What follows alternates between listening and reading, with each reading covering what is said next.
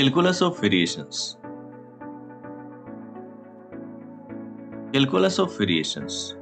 Welcome everyone to our exciting journey into the world of calculus of variations. As you can see from this picturesque mountain path, this branch of mathematics is like navigating the most scenic routes in problem solving. Today we will explore its beauty and significance. Let's start with the basics. What is calculus of variations?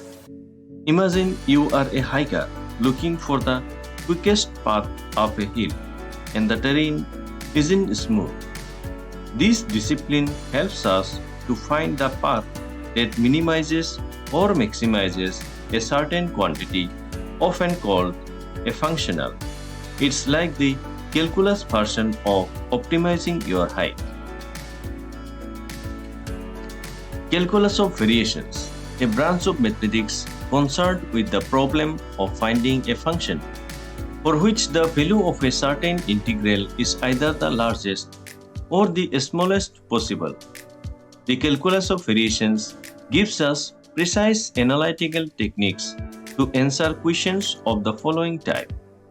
Find the shortest distance or shortest path, that is geodesic, between 2 points on a surface.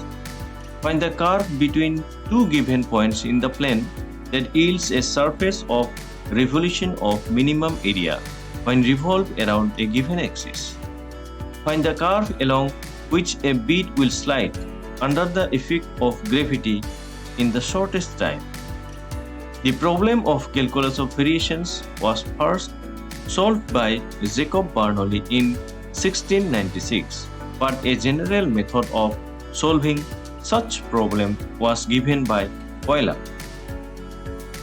The history of calculus of variations is rich. Take a look at these gentlemen, Pierre de Fermat and Evangelista Torricelli. They were pioneers and they used it to solve problems like Fermat's principle and the famous brachistropron problem, which is all about finding the quickest path from point A to B even if it's not a straight line. Calculus of variations isn't just for mathematicians, it's all around us. Engineers use it to design bridges, astronomers apply it to calculate optimal satellite orbits, and even soap bubbles follow these principles to find their still perfect shapes. Calculus of variations differ from ordinary calculus by considering the optimization of objects called functionals as opposed to ordinary functions.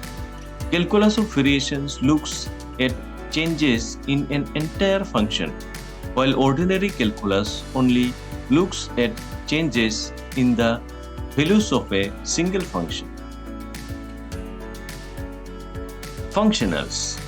In calculus of variations, a functional is a mathematical object that takes in a function and returns a number. Mathematically, it is a mapping from the space of functions to the real or complex numbers. In a simple sense, a functional can be described as a function of a function. So functionals f from S to R, it is nothing but set of functions to the set of real numbers. So we are interested in functionals that take in some function, usually a single variable function, such as a curve y of x, and return a number. But how do we express such a thing mathematically? Let f of y equal to y of x whole square. If y of x equal to x square, then f of y equal to x to the power 4. So this is not a valid functional. A valid functional can be obtained by writing the functional as a definite integral that takes in a full function and returns just a single number. So f of y equal to integration from 0 to 1 y of x whole square dx. Therefore, f of x square is equal to integration from 0 to 1 x square whole square dx. which is equal to integration from 0 to 1 x to the power 4 dx. And after evaluation, we will get the value of this integral as 1 by 5. Therefore, I is expressed in terms of x, y, and y prime. That is the functional I equal to integration from x1 to x2 f of x, y, y prime dx. If S is a set of functions of a single variable x defined over an interval x1, x2, then any function which assigns to each functions in S a unique real number is called a functional. That is, functional is a mapping from functions to real numbers. Now consider a function f of x, y, y prime, and x belongs to x1, x2.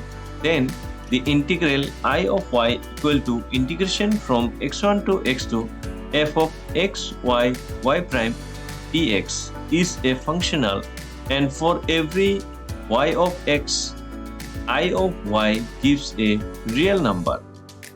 In calculus of variation, we determine the function y equal to y of x, satisfying y of x1 equal to y1 and y of x2 equal to y2, such that for a given function f of x, y, y prime, I of y is an extrema.